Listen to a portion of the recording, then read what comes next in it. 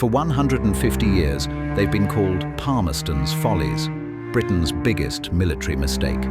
A ring of fortresses built at a staggering cost to fight a war that never came. The common belief is that these forts were a monumental waste, born from paranoia. But the conventional wisdom is wrong. To find the truth, we didn't just read books. We built a new kind of historian, an artificial intelligence.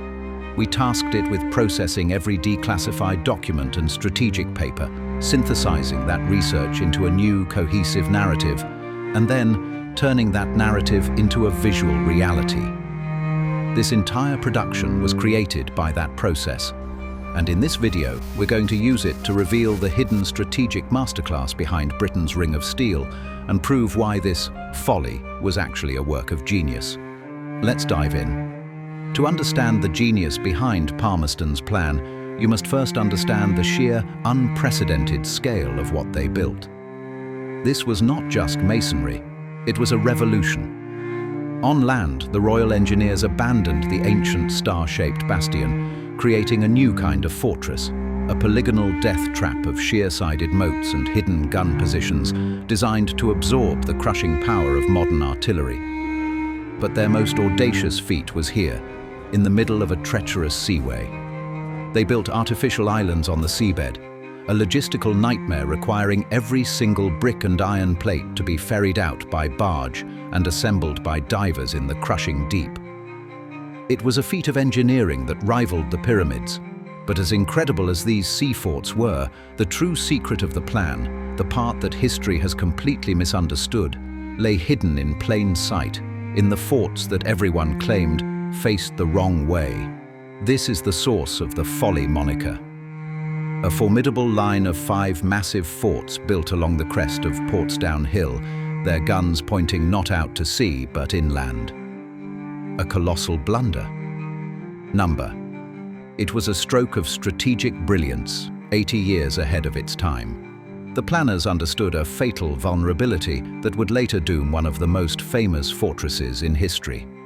In 1942, the impregnable British stronghold of Singapore fell. Why? Because its mighty 15-inch guns all pointed out to sea, useless against the Japanese army that attacked from the undefended landward side. The Portsdown Forts were built with the explicit purpose of preventing a 19th century prequel to that exact disaster. This was not paranoia. It was a chillingly accurate prediction of modern warfare. But what could possibly drive a nation to invest so much in such a forward-thinking and staggeringly expensive plan? The answer lies not on a blueprint, but in a few seconds of terror outside a Paris theatre. The story of the forts begins with one man's deep-seated suspicion, Prime Minister Lord Palmerston. For him, the entente cordiale with France was a thin veneer over a chasm of mistrust, personified by the new emperor, Napoleon III. The name Bonaparte alone was a ghost at the feast, evoking the existential threat of invasion. That simmering mistrust boiled over on January 14, 1858. An assassination attempt on Napoleon III in Paris, carried out with bombs built in London, ignited a diplomatic firestorm. French fury was incandescent. Britain, they raged, was a safe haven for terrorists. The political crisis created a perfect storm of public anxiety. But while diplomats fumed, a far more tangible threat was steaming out of a French dockyard. A technological shock that rendered Britain's entire navy obsolete overnight and turned the abstract fear of invasion into a terrifyingly plausible reality.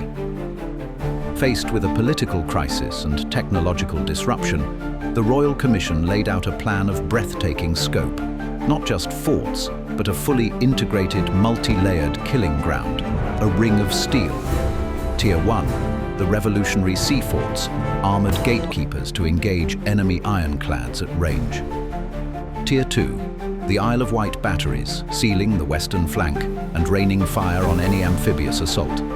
And Tier 3, the Portsdown line, the final bastion against the landward attack. An invading force would have to fight its way through successive, interlocking fields of fire at every stage of the campaign. It was a near-perfect system. designed to counter every conceivable threat. But it had one fatal flaw, an enemy it could never defeat: the relentless march of time itself. The forts were built on a technological knife edge. Conceived in the age of the rifled muzzle-loader, they were becoming obsolete almost as soon as they were finished. The future was the faster, safer, and more powerful breech-loading gun, and the fort's very architecture struggled to adapt. It was an unwinnable arms race, a constant and expensive cycle of retrofitting that provided the strongest evidence for the critics. And by 1871, when France was crushed by Prussia, the original threat had vanished. It seemed the Folly moniker was correct. The forts were a solution to a problem that no longer existed, but their story was far from over. They would prove their worth 80 years later, against a different enemy, in a war their Victorian designers could never have imagined. During the First and Second World Wars, the forts were rearmed and integrated into Britain's modern defence schemes, serving as coastal defence batteries and crucial anti-aircraft platforms, protecting the Portsmouth dockyard from Luftwaffe raids. Deep beneath the Victorian ramparts of Fort Southwick, a bomb-proof headquarters served as the nerve centre for the Allied naval forces for the D-Day landings. The bomb-proof security built to stop 19th century cannonballs proved ideal for protecting the secrets of Operation Overlord. So what is the final verdict? Visionary deterrent or monumental folly?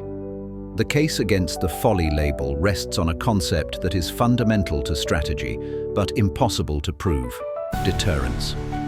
The fact the forts never fired a shot in anger could be the ultimate proof of their success, not their failure. They were a massive insurance policy that sent a clear message. The price of an attack on the heart of the British Empire would be unacceptably high. Decommissioned and sold off, they began a final, unlikely transformation. Fort Nelson is now the National Museum of Artillery.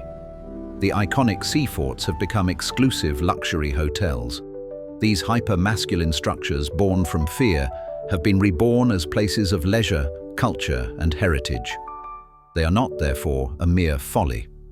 They are the complex legacy of a specific moment in history, a moment of profound anxiety and supreme confidence. They stand today not as monuments to a failed strategy, but as silent, weathered witnesses to the enduring dilemma of how a nation prepares for a war it hopes never to fight. The same intelligence that researched and visualized this forgotten chapter of history can also dream of rainy, neon-lit futures, or generate flawless commercial visuals with perfect typography, a feat once thought impossible. It can direct entire cinematic scenes, complete with synchronized dialogue, complex camera moves, and a powerful atmosphere, all from a single script. Everything you have just seen, the research, the script, the images, the music, and the voice, was generated by artificial intelligence. We are separating history from the hoax and reality from the algorithm. What part of this Victorian engineering project did you find most impressive? Was it the audacious sea forts in the Solent, or the strategically brilliant inland forts on Portsdown Hill? Let us know in the comments. Thank you for watching.